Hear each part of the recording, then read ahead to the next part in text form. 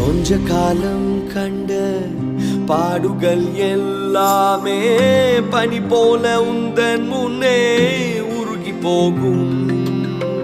கொஞ்ச காலம் கண்ட பாடுகள் எல்லாமே பனி போல உந்தன் முன்னே உருகி போகும்.